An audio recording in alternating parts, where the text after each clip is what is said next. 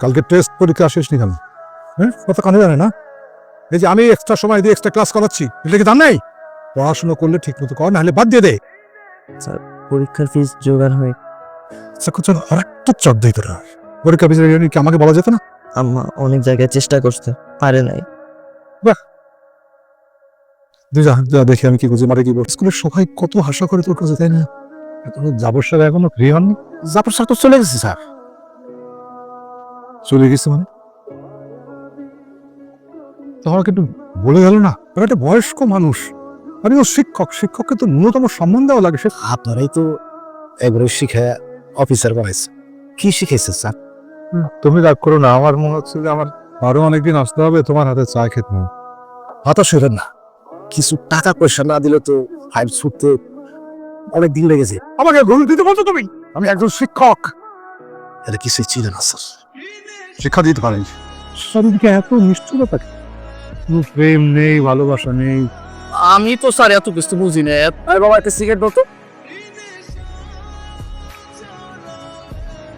এই এই ছেলে, এই কি এটা কি? হ্যাঁ, বয়স্ক মানুষ এখানে বসে আছে, তার মুখের উপরে ধোঁয়া ছাড়ছ। তো কি করবো, আপনার পকেটে ভরে দেই? এত ইমোশনাল হলেন না তো।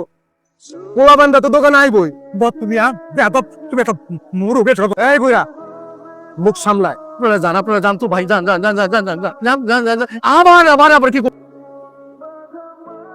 সারাদিন কোথায় ছিলা? রাতের খাবার খাইছো? এখনো খাইনি। এত কইরা বললি আমার এখানে চলে আসো। না, সেটা অন্যায়। তাহলে তুমি তার কাছে আমার বিয়ে দিছো কে? আগে তো জানতে পারিনি। ভুল ত্রুটি নিয়েই তো এই জগৎ সংসার নাকি? ঠিক আছে, তুই ফোন রাখ। 3 মাসের ভাড়া বাকি পড়ে গেছে। ভেবেছিলাম পেনশনের টাকাটা পেয়ে যাবো, কিন্তু দেরি হচ্ছে। পেয়ে যাবো। বাড়িওয়ালাকে একটু বুঝিয়ে বলো কেমন? বুঝছি কি বাড়িওয়ালা মানতে চায় না, বুঝছেন? বাসা অন্য জায়গায় ভাড়া দিতে গেছে স্যার। নিয়মিত ভাড়া না পেলে ভাড়াটিয়া তো বুঝবেন। এখন যদি ভাড়াটিয়া পাও, আর আমি কালকে ওই টুলেট লাগাই দেবো এই বাসার। তুমি 2 দিন ধরে কিচ্ছু খাও নাই, এইভাবে তো অসুস্থ হয়ে যাবা। তোমার ফেভারিট ফুচকা নিয়ে আসবে। ফুচকা তুমিই খাও, আমি খাবো না। পুরা রান্নাঘর আমি পরিষ্কার করে দেবো আজকে রাতের মধ্যে। এভাবে না খেতে থাকলে তো হাসপাতালে ভর্তি হতে হবে। আমি অফিস সামলাবো না, তোমাকে দেখবো হাসপাতালে। আমি অসুস্থ থাকলে তুমি অফিসে যেতে পারবে না, এই জন্য তুমি আমার টেক কেয়ার করতে। তুমি তো সুস্থ হয়ে গেছো, ভালোই হলো তুমি সুস্থ হয়ে গেছো। তাহলে তুমি রান্নাঘরটা ক্লিন করে ফেলো। লুডুস খাবো রাত্রেবেলা। হ্যাঁ স্যার, আপনাদের মতো রিটায়ার্ড করা মানুষদের সমস্যাটা কি জানেন?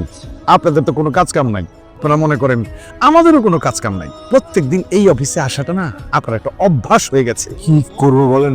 যার কাছে যাই সেই বলে আপনার কাছে যে একটু দয়া করে সই করে ফাইলটা ছেড়ে দেন না। আর একটা পার্সেন্টেজের ব্যাপার আছে না, খরচটা দিলেই তো আপনার ফাইলটা পাস হয়ে যায়।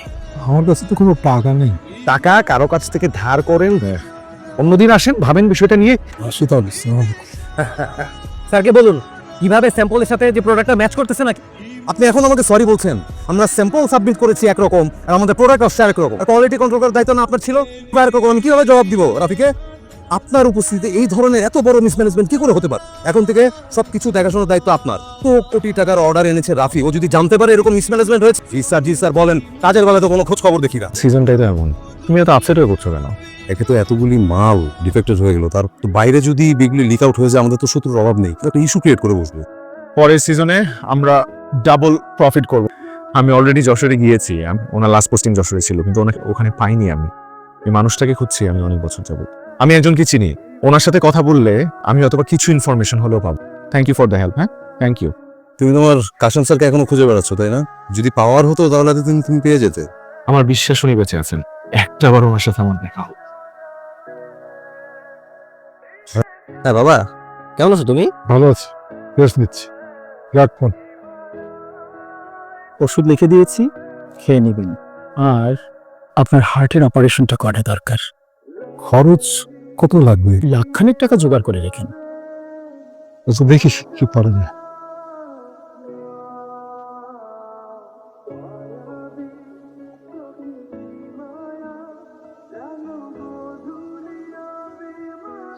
আসসালামু আলাইকুম স্যার। ওয়ালাইকুম আসসালাম। কোন স্কুল, কোন ব্যাচ? স্যার আমি রাফি স্যার, 2010 ব্যাচ। রাফি?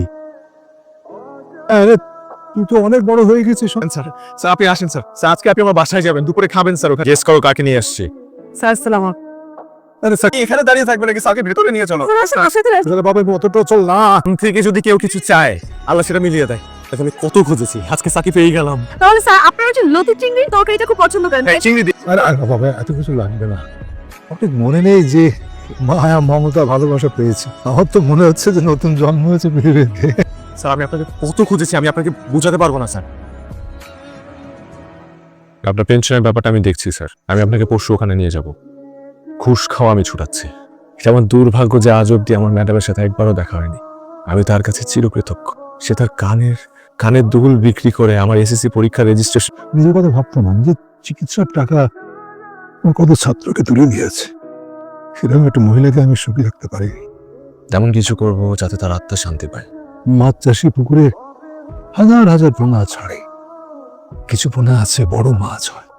তুমি নিজের ছাত্র যদি বড় হয়, তাকে দেখে গর্বে বুকটা ভরে যায়। তুই হচ্ছিস আমার সেই ছাত্র। আমাদের বাসায় থাকবেন স্যার? প্লিজ, তুমি তো আজকে মহা খুশি। কপালটা খুব ভালো, যা চাও তাই তুমি পাওয়া যাও। এটা কি স্যার মনে আপনার জন্য নাস্তা পাঠিয়েছে। কষ্ট করে আবার নাস্তা কেন? ঘুমিয়ে খাও, রেখে আসি। হ্যাঁ,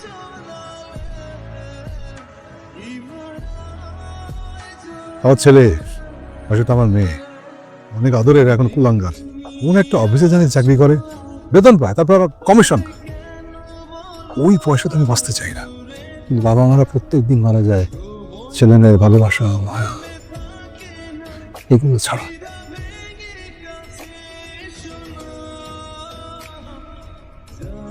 ওনাদের জন্য সুন্দর করে চা বানিয়ে নিয়ে আসো। আপনি জিজি মহোদয়ের কাছের মানুষ, স্যার গুরুজন, মুরব্বী মানুষ। আপনি যদি চা না খান নিজেকে বেয়াদব মনে হবে। আপনি সেটাই।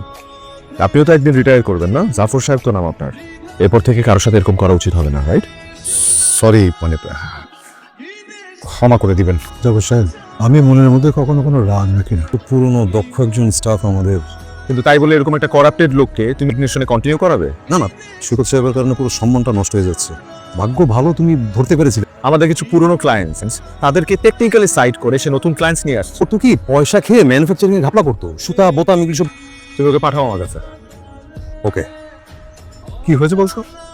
তুই একদিন পরে আসলি, তারপরে বলছিস রাফির কাছে যেতে। রাফিকে তুই কি করে চিনিস? This is your termination letter. You are fired. Sir আমি বুঝতে পারছি না আমি কোম্পানির এমন কি ক্ষতি করেছি যে কখনো কখনো দূর থেকে ভালো মানুষকে চেনা যায়। না, তুই তোর স্বার্থ উদ্ধার করার জন্য আসছিস। আমি আর কখনো তো আর অবাধ্য হব না। আমি আমার ভুল বুঝতে পেরেছি। রাফির মতো একটা ছেলে এই গোবরের মধ্যে যেন পদ্ম ফুল হয়ে ফুটেছে। কখনো কখনো না, মানুষের জীবনে অদ্ভুত কিছু মিরাকল রয়েছে। তুই সেদিন বলছিলি না, তোর একটা শাসন আমার জীবনটাকেও পাল্টে দিয়েছে। স্যার আমার শাসন। আমার ছেলে ওর ভুলটা বুঝতে পেরেছে। ও আমার কাছে আমার ছেলে ফিরে এসছে।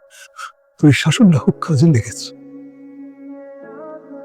ওটা মেরেছে। বাবা